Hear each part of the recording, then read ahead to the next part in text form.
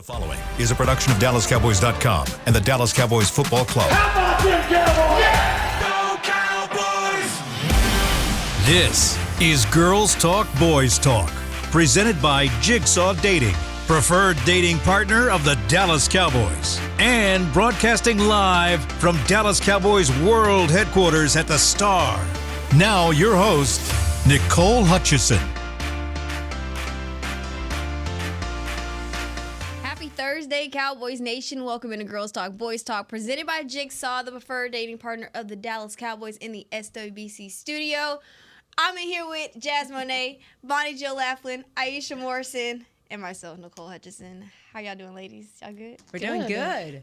Nicole, remember we talked about on text how we got a little triggered by what Stephen A. was saying about our Cowboys and that whole first take. I hated it. Honestly, you know what? It's the Cowboys. You know, what can you expect? Yeah. It's going to reach national media. Let the hating begin, right? The hating starts now. I don't know what y'all was talking about. I don't want to know. I'm so done. You can imagine, right? Yeah. I mean, I just don't understand why. It's fine, you know? Just do it. Whatever. It started this off season. Technically, and then it just continued to continue. Like it's been going on for a while. Yeah, it doesn't stop. It's fine. It's fine. It's all right. They have a chance to prove everybody wrong on Mondays. Yes. You want that. Monday. Lord Jesus, I'm sorry. My days is running together. Sunday. All right. Practice today. First padded practice since last Thursday for the Cowboys. Run through a little injury report. We just got the final today. Everybody was a full participant except John Stevens, who, of course, that was obvious. He did not participate yesterday as well in practice either. So good things for the Cowboys so far, but we got a little jazzy time. Maybe the fans can come up with something. Yeah, fans, we need y'all to come up with something. Fans. There we go. They asked me to give three takeaways from practice. If you remember my first episode that I did after watching a practice, we don't get a whole lot. We get 15 minutes. So if you have a name for this segment to help out our host Nicole, there we go. Please feel free to put it in the comments. Something. So yeah, still the case that we don't get a whole lot, but I will tell you a few things that I did see that I found really interesting. So I watched Trevon Diggs and Kalen Carson and Eric Kendricks doing some things on the jugs. They were working on securing the ball with obstructed vision, so that was interesting to watch just how they work on that. Also, one thing I really liked, they worked on securing the ball with arms extended, which I never really thought about, but a lot of times corners end up having to catch the ball like by reaching up or reaching out in front of someone that they're covering. And so it looked like they were working on securing the ball and holding it without necessarily having to bring it into their body, which if there's someone between them and the ball makes a ton of sense. So that was dope to watch. Also, one-handed catches, which is like fun to watch in a game, but like watching Trevon Diggs just do that over and over and over again is just like, wow. Especially as a person with small hands, I'm just like, yeah, very impressive. So yeah, ball security things. Our linemen, it looks like they were working on their get off. So, like, we've watched them do the same thing all week pretty much. So, working on their get off, working on their hand placement and footwork. So, nothing really spectacular outside what you would expect there. Those guys are still looking super, super ready to go. So it's fun watching them, and just like watching them like gets me excited because they bring so much intensity to these drills that I just imagine what they're going to look like on the field. And then I asked Maris about what he got out of practice because, Thursdays are supposed to be the hardest practice. So I was like, I saw a little bit of practice. How do you feel about practice today? And he said he got a lot out of what they were doing in terms of communication. They were working on their communication today and just basically what to do when someone says what and making sure that they're all on the same page about how they're going to talk to each other and what different things mean when they're facing the Browns. So that was interesting to hear about. So those are my takeaways from what happened at practice. I like it. Yeah, that was great. It was Jazzy's really good. It's all right. Jazzy's corner? Something will come to me. We will work on it. But fans, if you want to call in, we're taking calls. 1-888-855-2297. I remembered that off the dome. 1-888-855-2297. Give us a call if you want to ask us some questions on here on Girls Talk, Boys Talk. Aisha, what you got for us on Aisha's Insights? Well,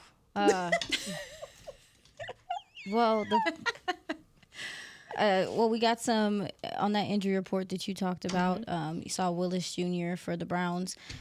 He is on record saying he's not going to go on Sunday, so they will be without. The Browns will be without their starting left tackle.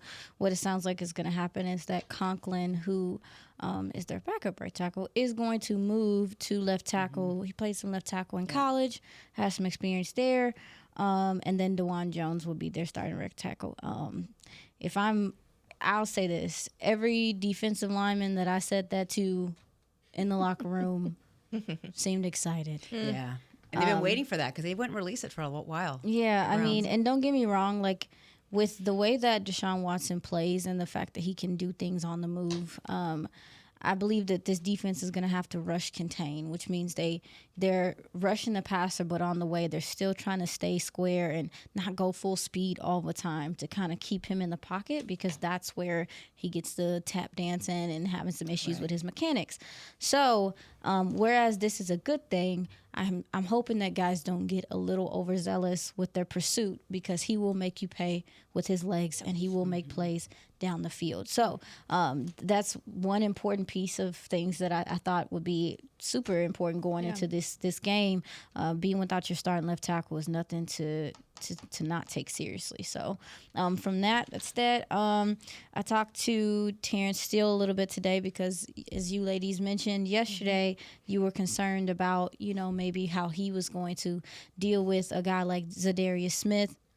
Zadarius plays with a lot of explosiveness off the field. He's kind of a taller guy, which I actually think kind of works in Terrence's favor, because Terrence is a taller tackle. So a lot of time when you have a tall tackle, for them to get level to the ground and bend their knees to get stability, it's not always the easiest thing to do when you're tall. But Zadarius comes off the ball with a lot of he goes speed to power a lot. He's not super bendy, so he's not gonna, like, how Micah's bending the corner and you see him almost touching the ground, like swiping the ground. No, you're not gonna see him do that, but he is going to play with a lot of power. And so I wanted to talk to Terrence and see how he was prepared to handle that power. And he was like, well, he got to feel my power first.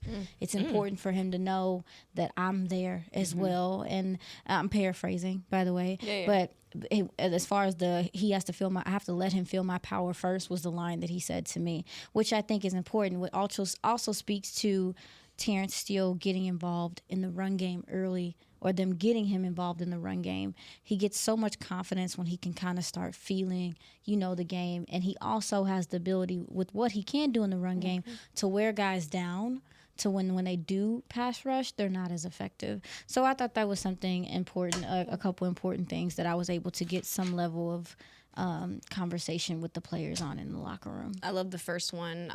That's what I want to ask you guys first, is about Deshaun Watson. This team, historically, and especially last year, has struggled with mobile quarterbacks. How much of a threat is Deshaun Watson with his legs? I think he's a huge threat. I actually talked to Eric Kendricks about this in the locker room. And again, I feel like there's mixed emotions on whether he's going to run the ball. Now, don't get me wrong. Like we talked about yesterday, Ken Dorsey is now their OC. There, came over from Buffalo. We remember how much running Josh Allen was doing with the ball prior to that, and it caused him to have a lot of injuries. Deshaun Watson can't afford any injuries. No. He's coming off a shoulder injury. So whereas I think, yes, that ability is there, and he might do it in spurts. Yeah, he might. I do think that there might be some preservation that they want to do of the player, especially with it being so early in the season and him coming off a shoulder.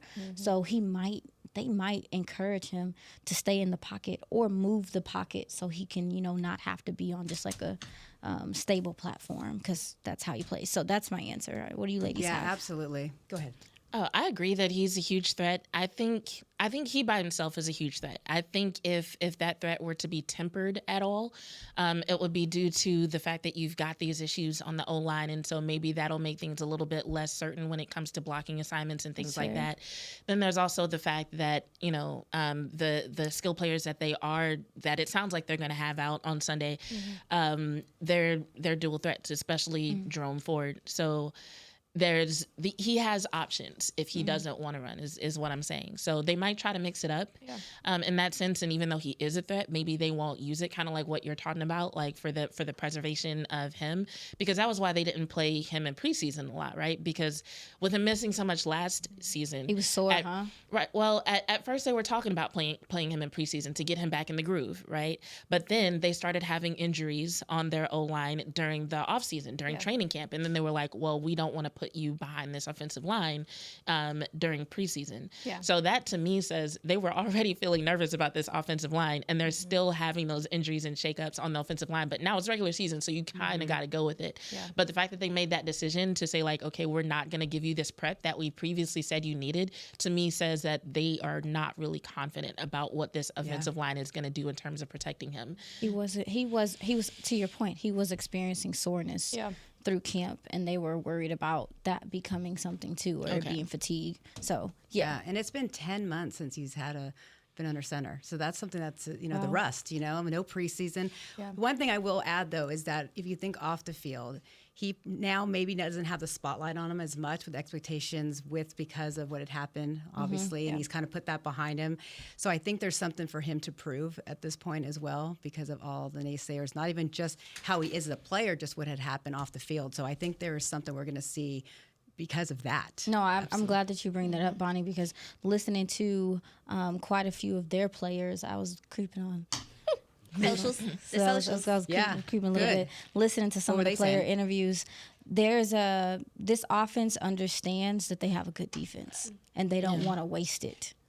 And that's why they brought in Ken Dorsey, because they're trying to take that side of the ball, and we've seen it here in Dallas. Oh yeah, like we've seen it where it was the offense was the other side of it. It's like it is really hard to see one side of your ball dominate, put them in position. I mean, this is one of the best defenses, if not the best defense in the NFL last year, and their offense could not capitalize. So you can kind of feel the urgency, to your point, that they're really trying to do something better offensively this year. And I looked at, so when you look at Deshaun Watson's record as a starter, 5-1, but 3 of his wins, the Browns defense allowed a combined just 6 points. Sugar. 6 you better be winning. Points. You better be winning. You better be winning. And the one was obviously his early exit from injury, and one was, a true comeback from a win in Baltimore. So he really only has one true win under his belt, if you think about it. So this defense is definitely going to be something to watch. But sticking with this Cowboys defensive line, when you talk about the importance of, like Aisha, you mentioned, the guys setting the edge and how their offensive line moves the pocket and things like that, how much more pressure do you feel like it'll be for the interior defense? And I'll start with Jazz. How much more pressure do I feel like it's going to be on the interior like maybe defense? Mozzie, Jordan Phillips, Linval Joseph? So in terms of facing their offensive line, I don't really have that many concerns. Not that, like, they're still professional players, right? I wouldn't say I'm any more concerned than I would be against any other NFL team. I think for Mozzie, where the pressure comes from is that a lot of people are really waiting to see him walk through the door, like what they expected him to do earlier. And even though, so I personally give a little bit of grace because of various things that he's been through in his career, but there are a lot of people who want to see that. So it depends on, how you define pressure and where it's coming from. Because even just from listening to various coaches talk about what they expect from him and how he's been doing, it feels like there's a little bit more pressure coming from fans than coming from inside the building. But I do think that as far as like the interior in general, with the changes that they've made, I would say that there's an expectation that they're going to defend the run a little bit better. It seems like they're really emphasizing having some size on the line.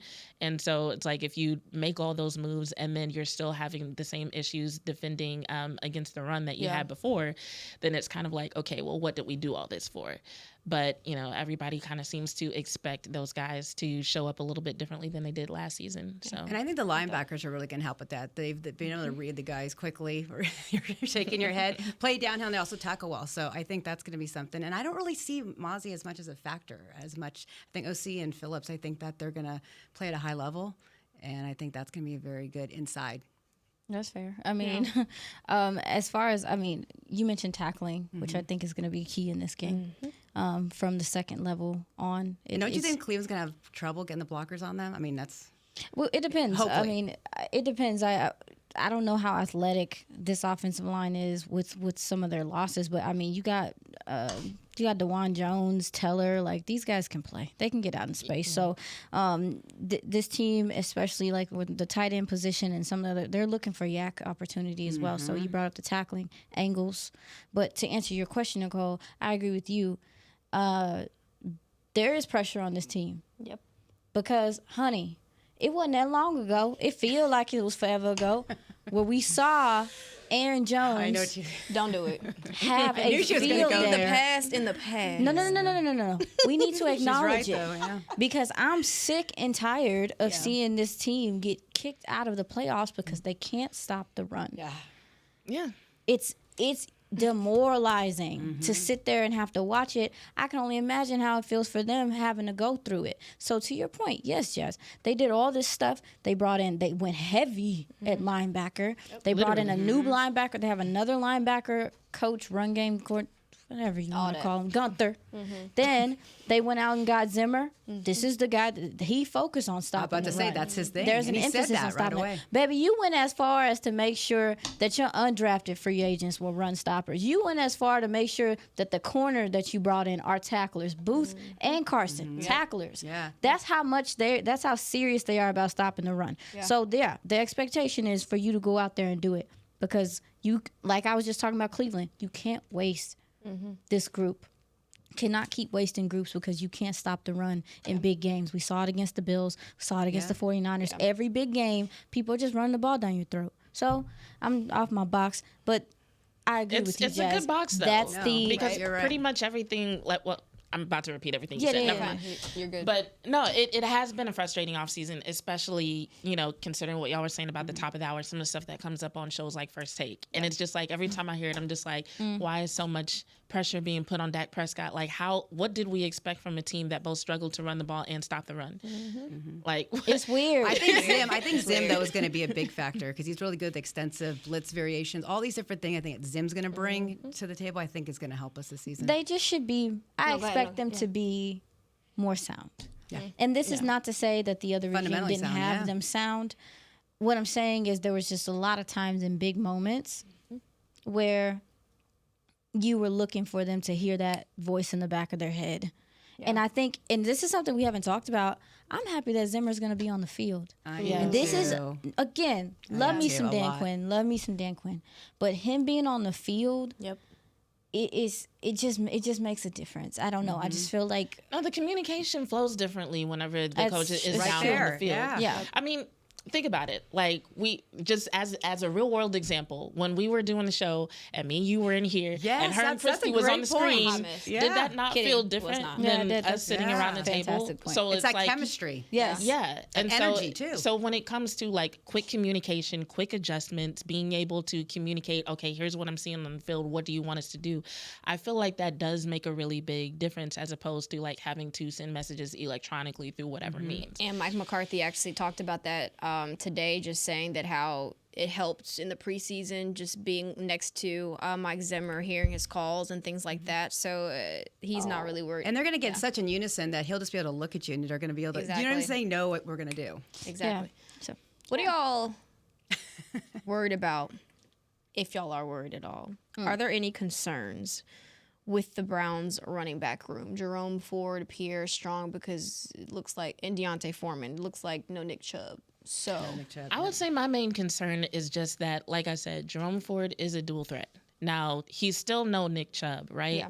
So there's a lot that our defense can take advantage of, especially if the O-line is in disarray a little bit, right? So I would say I'm not so much worried because, like, one of the things that I realized about Jerome Ford once I dug a little bit deeper into him as a player is that, like, yeah, he's a dual threat, but also it's like if you can, like, get him a little bit hesitant when it comes to trusting his blockers, he'll like let out some negative plays. Like, I think it was, I wrote it down, but I can't find it because my notes are a mess. But I think it was like, he had a good number of negative or 0 yardage plays, right? And so that was one of the things that made them almost not trust him to take the RB1 spot when Chubb initially went out, right? So I'm just like, I feel like our defense can kind of take advantage of that a little bit. But as far as concerned, that would be my main concern, that like maybe when it comes to what they're doing on the offensive side, that they might try to confuse them a little bit, and just get them a little bit tangled up in coverage when it comes to like, okay, are we about to run the ball or are we about to pass the ball, considering that you have like both the quarterback that may pass or run and you have a running back that may pass or run and a couple of other people who have like shown that they can do that as well. So, and the Browns only averaged 3.7 rushing attempts without Chubb. So, I mean, as far as I think that their run game might look different. They do have a new, I mentioned it yesterday, they got a new offensive line coach. And so I think that it might look different. They can go power, they can go counter, they can do quite a few different things. So obviously the defense is going to have to come up and tackle and be sure-footed because, again, they have guys that when they're out in space, they can make you pay. Yeah. So taking good angles, not arm tackling, is going to be important. But what scares me or makes me nervous and gives me pause is this Dallas secondary against their receiver core. This is a very versatile receiver core. We gonna get to that. You asked me. I'm not gonna go into detail though. But I'm not gonna go into. I'll wait. But this receiver core, if that quarterback has time, if that quarterback has time, he can make some things happen. He has fantastic arm talent. And despite the fact that there's some accuracy issues and stuff like that, guess what? He has guys that don't need perfect arm talent. He has Judy and Cooper, and these guys can catch the ball from all types of angles. Catch radius go crazy. So it's like, he might throw something out there that don't look right. Yeah. But they can still come down with it. So, this defense is going to have to play tight, play tough. Well, that's our perfect segue. We're going to take our first break. You're watching Girls Talk, Boys Talk, presented by Jigsaw, the preferred dating partner of the Dallas Cowboys. We'll be right back. It's the official men's skincare brand of the Dallas Cowboys, Jack Black. And right now, Cowboys fans can get 15% off their $75 order. Plus, because every deal needs a playmaker, your order will include a free 5-piece skincare set and free shipping. The Jack Black Playmaker is 4 of Jack's favorites and a full-sized intense therapy lip balm. Make a play for the Playmaker at getjackblack.com/Cowboys with the code CowboysVIP. That's getjackblack.com/Cowboys with the code CowboysVIP. We know that juicy, cheesy, grilled to perfection burger sounds amazing, but it does sound like something is missing. Pepsi, baby! The yin to this burger's yang. Burgers and Pepsi go together like burgers and Pepsi. This perfect blending of flavors makes every bite of lettuce, every sesame seed on the bun, and every sip of that crisp, refreshing, ice-cold cola a journey to Fruitopia. Burgers, better with Pepsi. That's what I like. At Jigsaw Dating, we obviously want the Cowboys to bring that 6th ring home. But to be honest, we're more focused on finding the person who will put a ring on your finger. That's why we created a dating app that reveals your face through meaningful conversation, so you can date deeper. Because it's personality that matters the most, not looks. Join Jigsaw Dating today, dating partner of the Dallas Cowboys.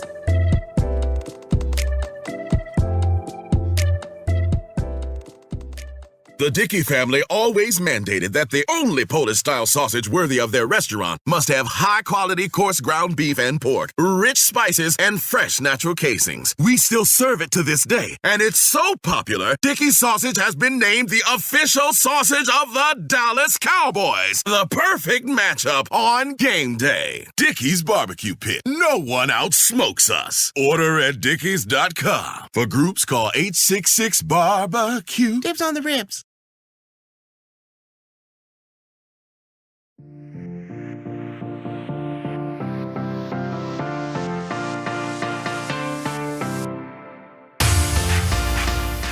Rally Day is presented by SeatGeek. Give NFL fans an experience of a lifetime. The day prior to the Dallas Cowboy home games, coming up on September 14th. Enjoy activities at the Miller Lite House, the place to be. Get behind-the-scenes tour of AT&T Stadium and more. Visit attstadium.com/rallydays for more information and get your tickets today. All right, ladies. Aisha, you kind of. I'm just playing. No, I'm joking with you. I'm joking. It's good. No, the secondary obviously has a big task on their hands. And it's Trevon Diggs' first game back since September of 2023. Let's just talk a little bit about Diggs first, and just having him back. What are y'all looking out of him? Because Mike McCarthy seems like fine. He's all good. He seems fine as well. It's weird because I feel like I believe them, but you don't.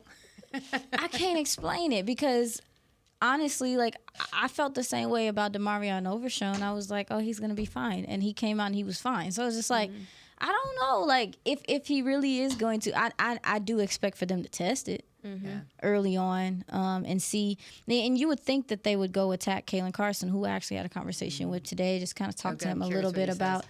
Just talk to him a little bit about the fact that he knows they're going to go at him. And it was funny because before he opened his mouth, I was like, you don't care, do you?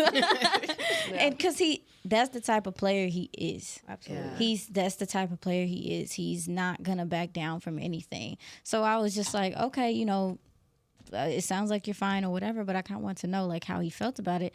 Yeah, they're going to try to attack the secondary. And I do think that they're going to, that there's a possibility that they might throw the ball more than what we expect. Do y'all think they're going to lean on this run game? It's hard to say. I'm kind of inclined to go with what you're saying about them possibly throwing the ball more, just because when it comes to weaknesses on the defense, they might feel like there's more opportunity there because you have someone coming off injury and also someone who's a rookie. And so they might be like, well, yeah, I'd rather deal with that than all this heaviness that we have up front. So, yeah, there's so many questions. So path of least resistance is what you're saying? Okay. I'm definitely nervous about it. And I was wondering, well, I don't know if anybody got any information that would lean towards this. Are we still expecting Zim to do a lot of press man coverage, or are we just... That's what I wanted to find out, but we're not going to get... No, I mean, I think it'll be situational from what I understand.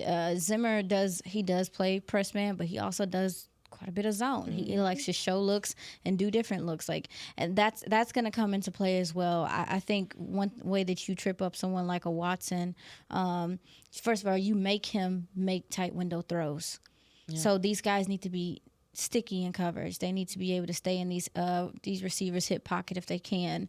But also, too, you also make him have to throw the ball downfield and throw it accurately. So for these guys, like, just play through the ball, play through the hands. Like, stay as close as you possibly can to the receiver without any penalties or whatever. But yeah, these guys are gonna have to, play tight football at this point. Like, it's just Let me ask y'all, for Diggs, are you nervous about, first of all, his contact balance, going full speed and body on body? Like, at all? Not at all, because he's a competitor. Like, yeah, I feel like he's just so ready to get out there. So no matter what, I think he's going to be fine. And it seems like it in practice. I mean, it seems. That's what I was wondering. At practice, if you see anything. I'm not any more nervous than I am about any other player at this point, based on what we've seen in practice, which is only a few minutes. But like sometimes, if something is going to, you can see I feel like I need that disclaimer all the time.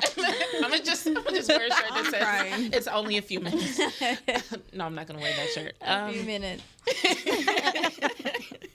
But no, I feel like there are some things that you just don't know until you start to see how a player responds, like in the fourth quarter. But that could be the case with anybody. It's not just because Trayvon's coming off an injury. It's just like sometimes by the time you get to the fourth quarter, that's when you start seeing people get to like that last bit of their energy systems. You know what I'm saying? But it's gonna be a fun matchup, Cooper and Diggs. Oh, I'm gonna love to see that. Well, I also wonder too, this secondary. Listen. This secondary struggle, and it is the hardest. Crossing routes are definitely like bread and butter right now for a lot of good offenses. Like that's where the Chiefs get you. That's where the 49ers get you. Like a lot of these teams who are successful offensively are, running a lot of crossing routes because it causes conflict, it causes traffic and confusion, to your point. So that's one thing that I am hoping that this defense takes an improvement on, because Green Bay had them in a blender. That's the second time she's mentioned. You're talking about the playoff game? Yeah. I mean, they were also trying to play that weird zone thing.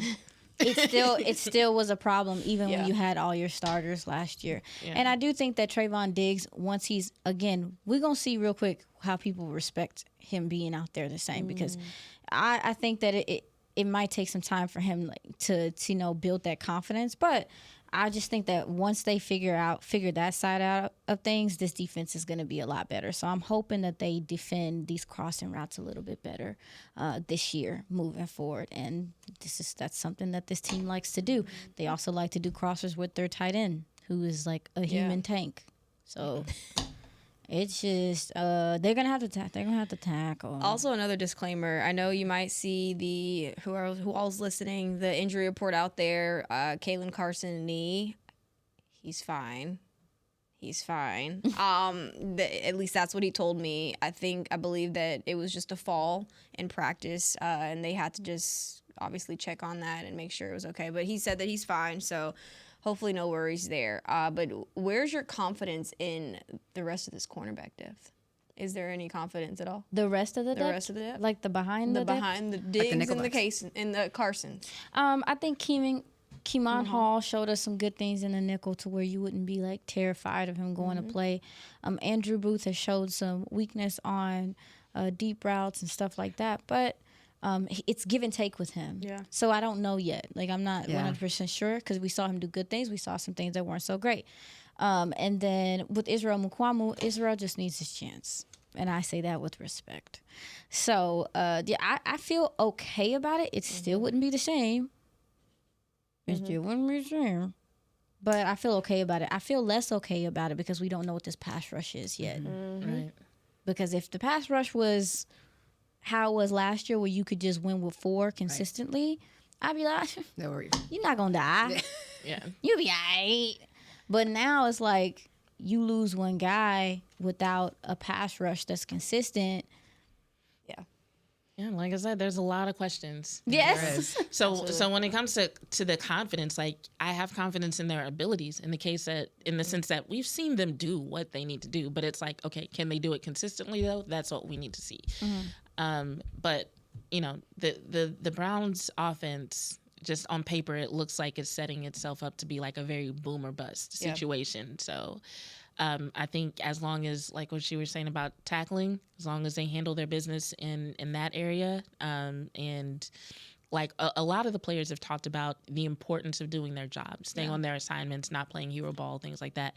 So I think if they do those things, it'll limit the opportunities for the booms.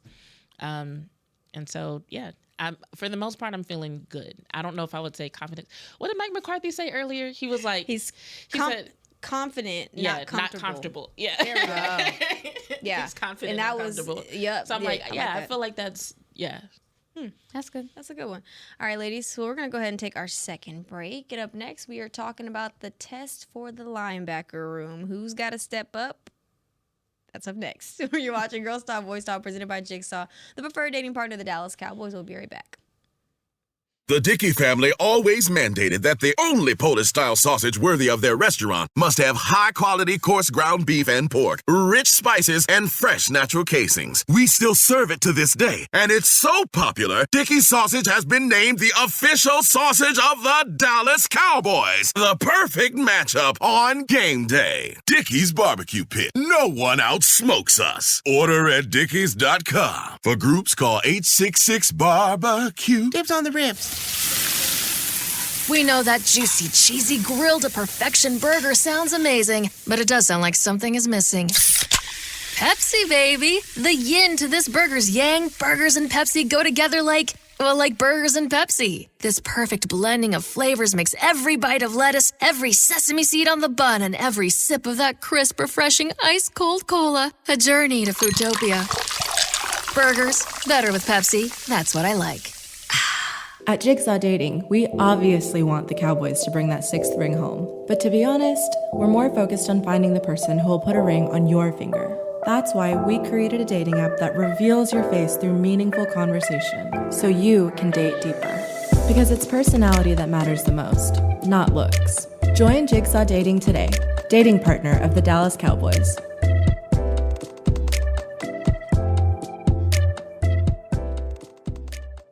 It's the official men's skincare brand of the Dallas Cowboys, Jack Black. And right now, Cowboys fans can get 15% off their $75 order. Plus, because every deal needs a playmaker, your order will include a free 5-piece skincare set and free shipping. The Jack Black Playmaker is 4 of Jack's favorites and a full-sized intense therapy lip balm. Make a play for the Playmaker at getjackblack.com/Cowboys with the code CowboysVIP. That's getjackblack.com/Cowboys with the code CowboysVIP.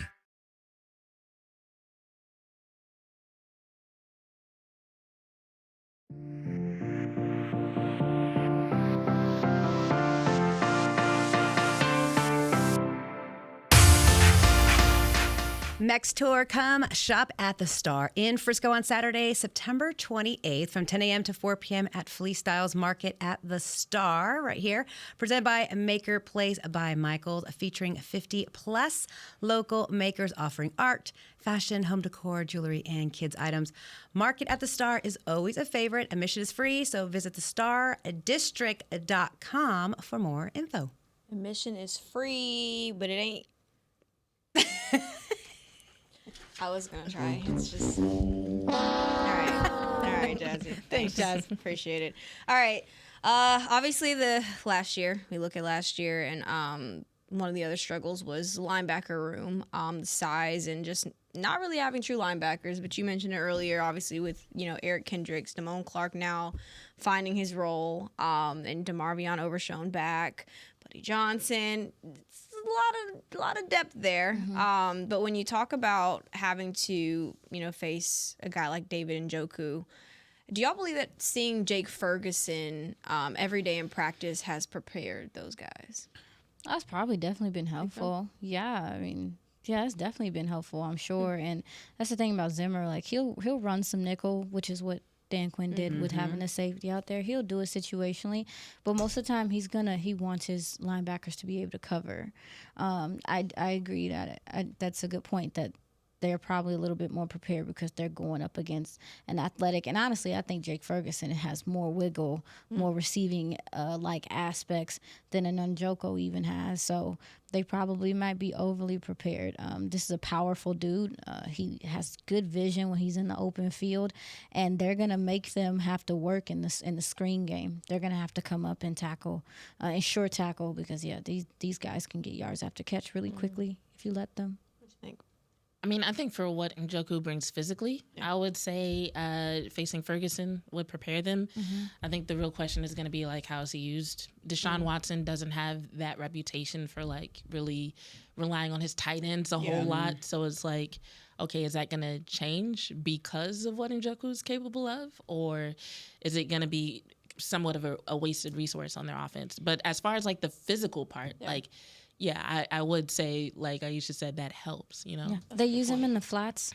They use him in the intermediate game, like close to the line of scrimmage. So I do think that we could see, because of the offensive line, like you talked about earlier, that they're trying to get the ball out quick. So to your point, I think that kind of answers some of your question. I do think they're going to try to get the ball out quick to a guy like Njoku because he's closer. Right. They 100% should. They should. Big target. I think it'll depend on, like, will they change the offense to what Watson is used to doing? Or will Watson be like, hey, this has been working even since I've been out, so let me just go ahead and adapt and do that. Yeah. No, just to go off of that, and as you said before early, Watson can beat you with his arms, his legs, and if you look at a big target like Njoku, that should be what you should focus on if that is something they end up changing up. Yeah, What's the biggest concern for this linebacker room, if there's any one at all? We look at Aisha. Sorry, it's my bad. My first reaction is to go left. No. I would say the biggest concern is, to your point, containing the tight end. Because that's going to open up the rest of the offense, but also too for the linebackers to fill with certainty. Like, you can't do no peekaboo stuff with these people. Like, even with Ford, he has power. He has some acceleration. He has the ability to get to the second level and make you pay if you're not in position. So the angles that they take, and like you mentioned before, their communication, their communication is going to be important. They do offensively, they do some motion and stuff like that to kind of get you out of your gap. So you're going to want them to stay true to where they're supposed to be and play their assignment, like Jazz mentioned earlier, about people knowing their roles. I think certainty was actually the word that I was looking for during that pause when we all looked at it. Yeah. It is. Because I really do think that, I don't want to make it sound like I'm not concerned about the Browns. Like, it's not that, right? Like I said, they are professionals. They can play. They have some threats, right? But it's really like, I just feel that if these guys do their job and do what they're supposed to do, that they don't have nearly as much to worry about. And so with it being that this is, a new defensive coach, we've got new linebackers, almost a new philosophy whenever it comes to personnel, and you just look at like the size of guys and how they're used, there's a lot of room for error if the communication isn't there, or if people get nervous, or if people hesitate. So they do need to have that certainty about what they're doing and what everybody else's job is in relation to their own. So I think that's the biggest thing. Well, we're talking about the secondary. Dang, we forgot to mention Jordan Lewis. Dang.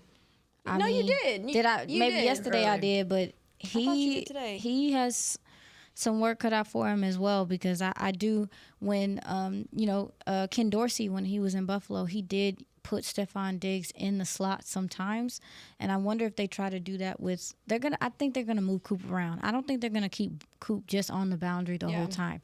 So with that, he's like Jordan might be seeing an Elijah Moore or an Amari Cooper, and Elijah Moore is a little bit more shifty and stuff like that, can make you miss. But Amari Cooper is a big body that would be difficult to deal with. Not saying that Jordan is a little dude or nothing. I'm just saying it would be a lot more harder to deal with his size on the interior. So, and Elijah Moore is a guy that, when he was with the Jets, he can go. Mm-hmm. So. And I actually asked Carson and Wanye, like, what stands out to you the most if you had to pick one thing about Elijah Moore? And they both said route running. Like, he's probably one of the best in the NFL as far as route running. But another thing they said was seeing CeeDee Lamb back has really helped them. So I'm interested to see how those kind of match up as well. Yeah, from what you ladies have picked up, because I know you guys were at the practices here in Frisco. We talked about Diggs. CeeDee being back is good for Diggs too, Good because for the he's locker room getting too. because he's getting those. And no slight to Jalen Tolbert. CeeDee Lamb is different, right? So they're getting that opportunity to see someone of his caliber in practice.